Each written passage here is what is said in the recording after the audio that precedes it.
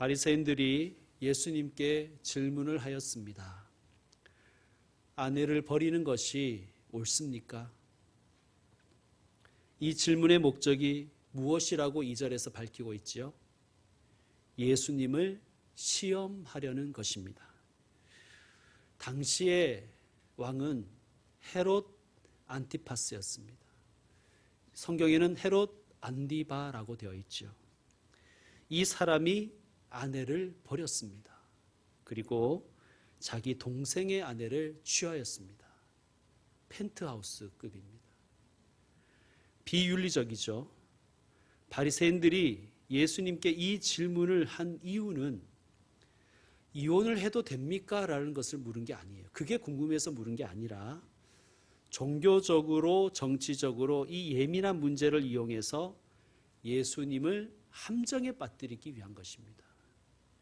예수님이 만약에 아내를 버리는 것이 옳다 이러면 정치적으로 헤롯의 편을 들어주는 거잖아요.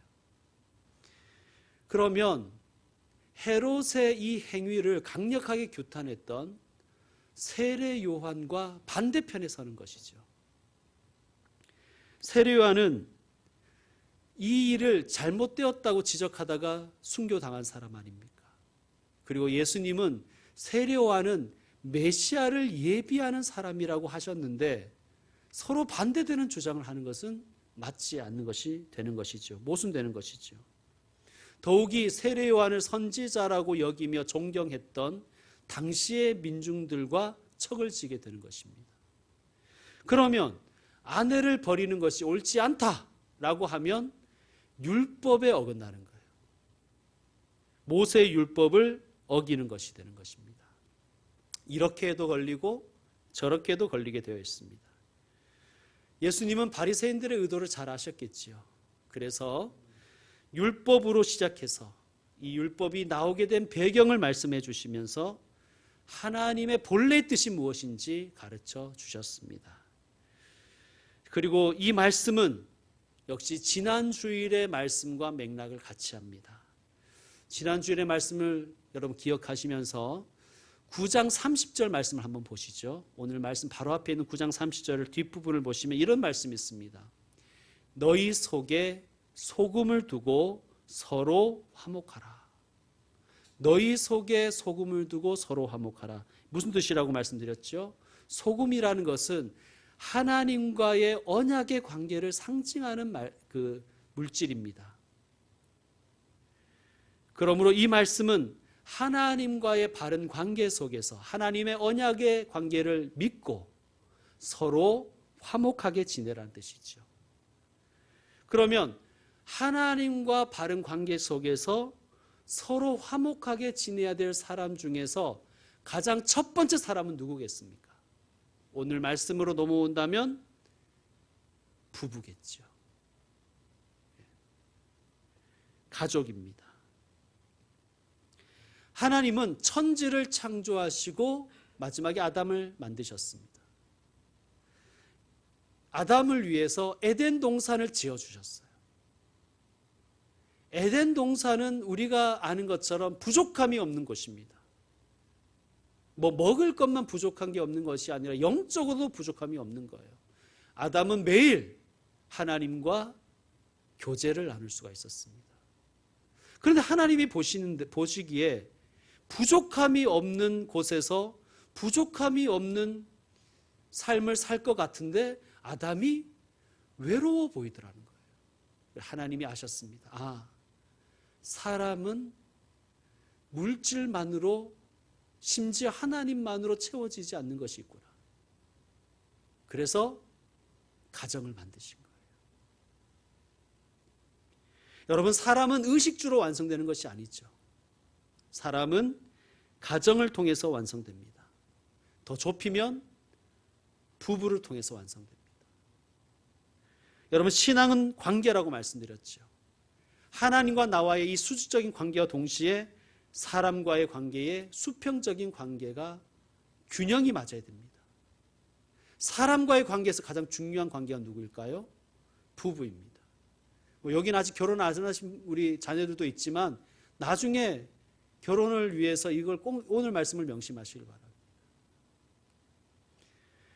하나님과의 관계, 또 사람과의 관계에서 가장 첫 번째, 가장 중요한 장소, 그 실천의 장이 바로 가정이며 부부입니다.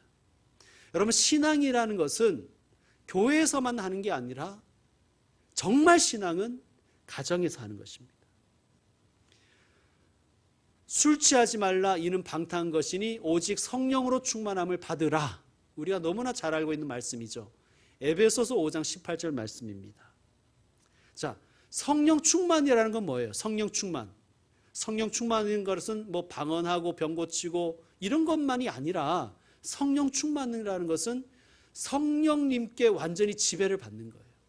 그러니까 거룩하신 성령님이 지배하시는 거예요. 여러분, 그 무당 중에는 진짜 그 귀신이 씌어서 그 하는 무당도 있죠. 악신이, 그러니까 영적인 존재가 그 사람을 지배하면 그 사람이 바뀌어요. 그죠? 악한 영이 지배하면 악하게 되고 거룩하신 영이 지배하면 거룩해지는 거예요. 자, 성령 충만이라는 것은 그 사람이 성령님에 의해서 변화되는 것을 말해요. 자, 성령님께서 그 사람을 변화시키실 때 그 변화가 실천될 첫 번째 장소가 어딜까요?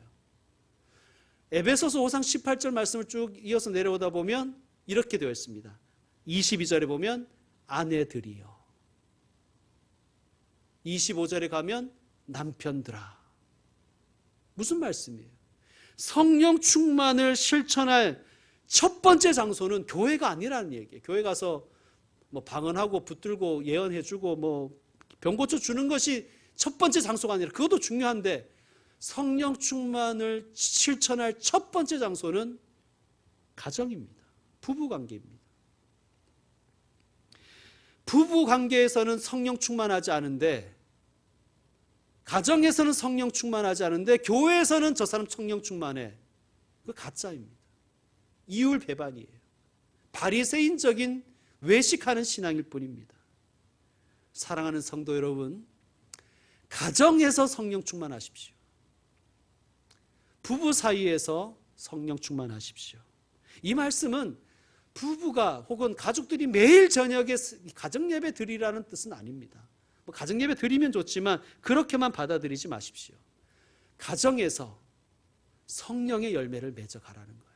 여러분, 성령의 열매가 뭡니까? 사랑, 희락, 화평, 오래 참음, 자비, 양선, 충성, 온유, 절제. 이게 전부 다 성품에 관한 거잖아요. 모두 인격에 관한 것입니다. 그러니까 인격의 열매를 맺으라는 거예요. 너희 속에 소금을 두고 서로 화목하라. 바로 그 말씀입니다. 가정에서 부부 간에, 가족 간에 화목하기 위해서 애쓰는 사람이 성령 충만한 사람이라는 거예요. 배려하고 섬기는 사람이 성령 충만한 사람입니다. 지 먹은 거 지가 치우는 사람이 성령 충만한 사람인 거예요. 따뜻한 사람이 성령 충만한 사람인 것입니다. 여러분, 3절, 오늘 말씀 3절 읽어주십시오. 시작.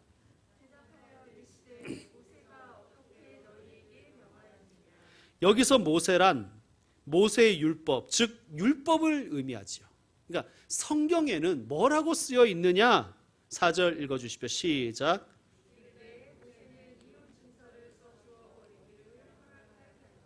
아멘. 자, 모세는 앞에 어떤 표시가 되어 있죠? 좋은 성경 다 표시가 되어 있습니다. 여러분, 내려와 보면 뭐라고 되어 있어요? 신명기 24장 1절과 3절을 참고하라는 거예요. 거기서 인용됐다는 말씀입니다. 자, 한번 찾아보겠습니다. 신명기 24장 1절, 구약 성경 298쪽.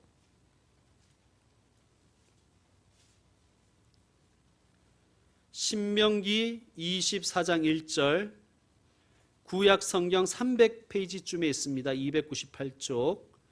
자, 찾으신 줄 알고 함께 합독합시다. 시작. 사람이 아내를 맞이하여 데려온 후에 그에게 수치되는 일이 있음을 발견하고 그를 기뻐하지 아니하면 이혼 증서를 써서 그의 손에 주고 그를 자기 집에서 내보낼 것이요. 아멘. 여기서 수치되는 일이 뭘까요? 수치되는 일. 다양한 해석이 가능하겠죠. 당시에도 마찬가지인 거예요. 보수파는 음란에 한정시켰습니다. 자유파는 국을 태우는 것도 수치스러운 일이라, 수치되는 일이라고 해석했던 거예요.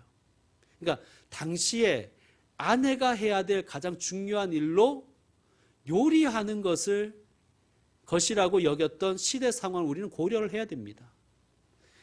요리를 소홀히 한다는 것은 남편에 대한 저항으로 본 거예요. 그러니까 불복종. 그리고 이혼 증서를 써주라는 거예요. 이혼 증서라는 것을 제가 본 적이 있는데 이혼 사유가 적혀 있지는 않아요. 이혼 사유는 적을 필요가 없고 다만 남편과 증인 두 사람의 사인만 있으면 돼요. 그리고 날짜를 적으면 되는 거예요. 자, 그러면서 예수님이 말씀하시는 거예요. 왜 이 율법을 주셨을까, 얘들아? 왜 이 율법을 주셨을까? 그 말씀을 하신 후에 하나님이 가정을 세우신 본래의 뜻을 말씀하시는 것입니다. 다시 마가복음 10장 5절로 오시면 이렇게 되어 있어요. 예수께서 그들에게 이르시되 너희 마음이 완악함으로 말미암아 이 명령을 기록하였거니와. 왜 이혼 증서를 써서 내보내라고 말씀하신다고요? 너희가 너무 완악해서 그랬다는 거예요. 완악해서. 여러분, 완악함이란 뭘까요? 완악함, 강팍함 이러면 딱 누가 떠올라요? 구약성경에서 애굽의 바로왕 떠오르시죠? 애굽의 바로왕은요, 히브리 백성들을 내보내야 된다는 것을 알고 있었어요. 그런데 고집을 피우죠. 안 내보내죠. 이게 강팍함, 완악함이에요. 알면서도 하지 않는 것, 그것이 완악함이에요. 그러니까 이럴 때가 있잖아요. 내가 잘못했다는 걸 알고 있어요. 그리고 내가 먼저 사과해야 되는 것도 알고 있는데 하기 싫은 거예요. 자존심 때문이든지 뭐든지 말이죠.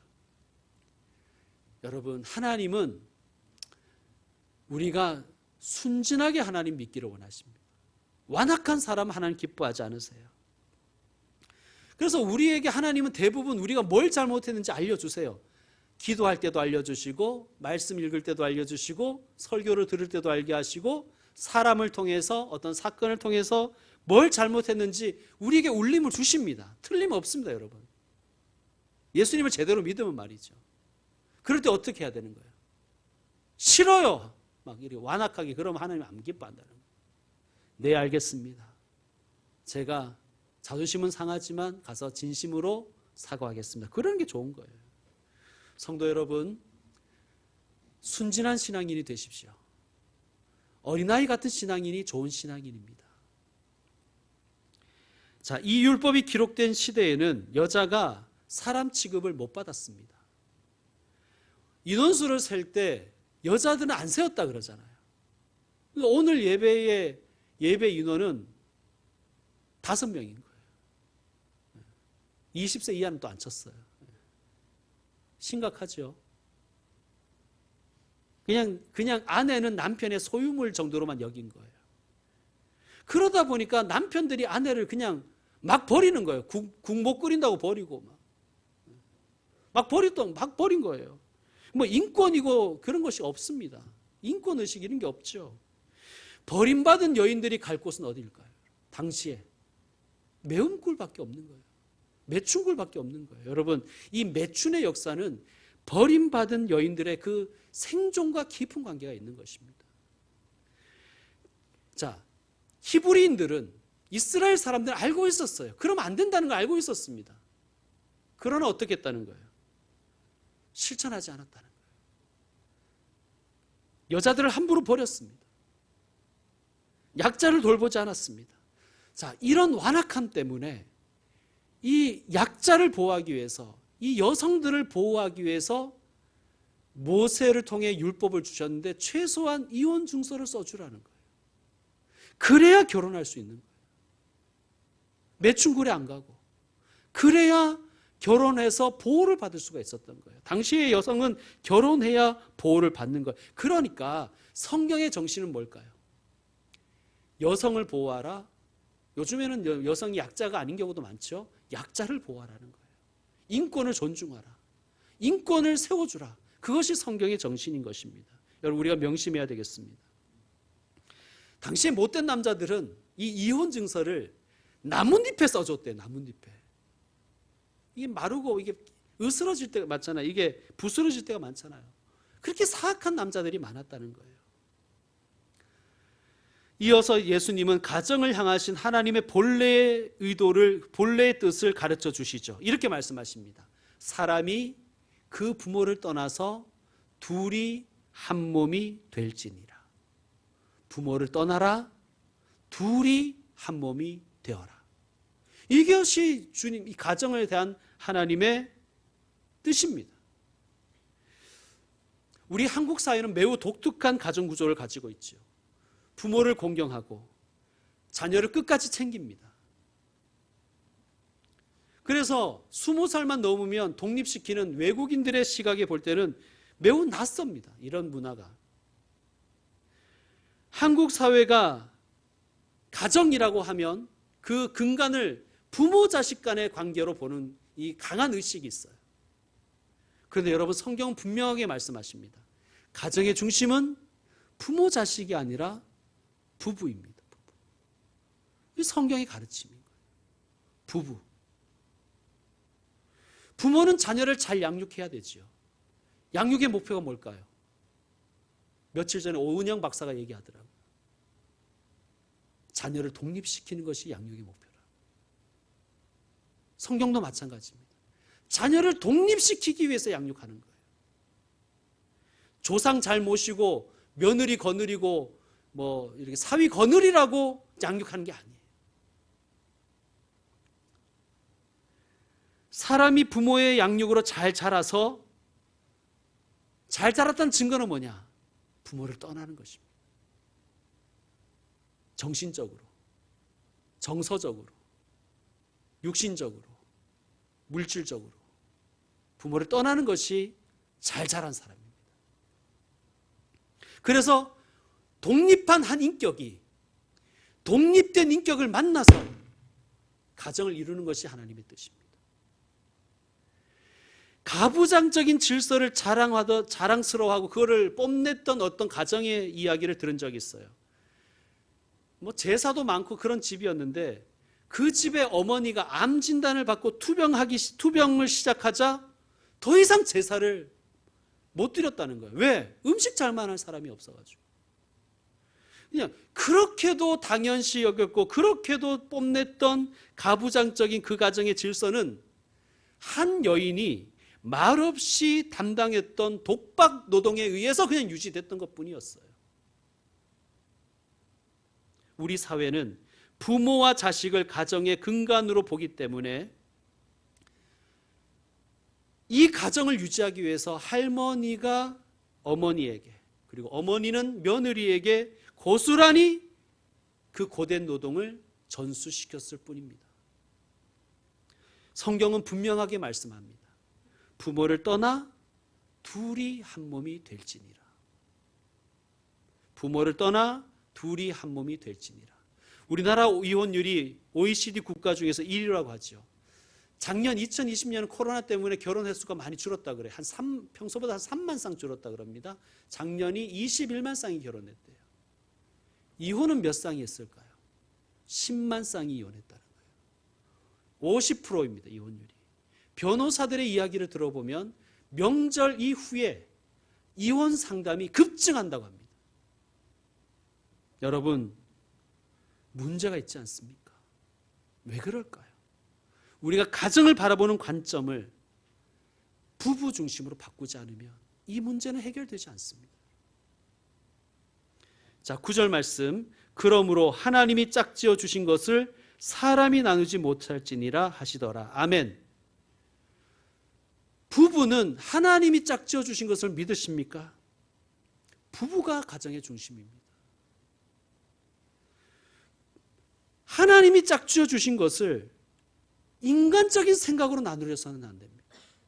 혹은 다른 사람에 의해서 나누어져서도 안 됩니다.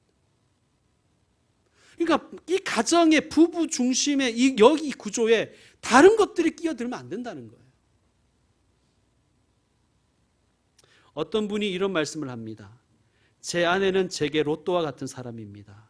안 맞아. 너무 안 맞아. 뭐 이런 말을 하는 걸 제가 들었습니다. 왜 안 맞을까요? 관점이 달라서 그런 것이죠. 그렇죠? 관점이 달라서 그런데 이 관점이라는 것이 우리들 대부분은 부모에게서 물려받은 거예요. 부모에게서. 우리의 부모님이 어떤 분들이셨는지, 그리고 그 부모님이 부부간에 어떤 관계를 맺으셨는지, 그리고 내가 자라난 가정이 어떠한 모습이었는지가 나의 관점을 만들어내는데 아주 중요한 역할을 한다는 거예요. 당연하지요. 20, 30년 동안 가까운 관계를 맺으며 살아간 그 집단의 영향을 받는다는 것은 당연합니다. 그 사람의 성품과 인격에 강력한 영향을 미치는 것이죠. 그래서 우리는 결혼에 대해서 혹은 자녀 양육에 대해서, 일에 대해서, 휴식에 대해서, 교육에 대해서, 돈에 대해서, 정치와 종교에 대해서 우리 관점은 다 다릅니다. 부모님의 삶을 긍정적으로 바라본 사람은 그 긍정적이었다고 생각하는 것을 자기 가정에 가서 실현하려고 하겠죠. 부모님이 가진 그런 삶을 부정적으로 바라본 사람은 반대로 반대의 상황을 만들려고 애쓸 것입니다. 그런데 왜 성경은 부모를 떠나라고 할까요? 여러분, 성경 분명히 얘기합니다. 모든 사람이 죄를 범하였습니다. 여러분, 우리의 관점이 완벽하지 않아요. 완벽한 엄마도 없고 완벽한 아빠도 없잖아요.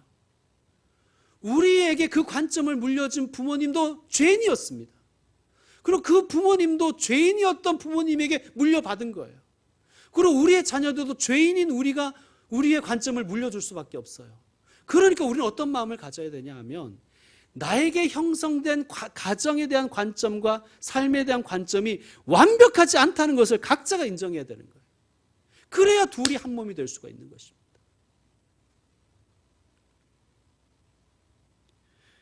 너 우리 집에 가풍 안으로 들어와야 돼 라고 강요하지 마십시오. 성경적이지 않습니다. 부모를 떠나 둘이 한 몸이 되라. 나의 불완전한 관점과 방식을 상대에게 강요하지 말고 우리가 둘이 한 몸이 되기 위해서 서로 섬기고 배려해야 됩니다. 육신적으로, 경제적으로, 정신적으로, 정서적으로, 감정적으로 부모를 떠나야 됩니다.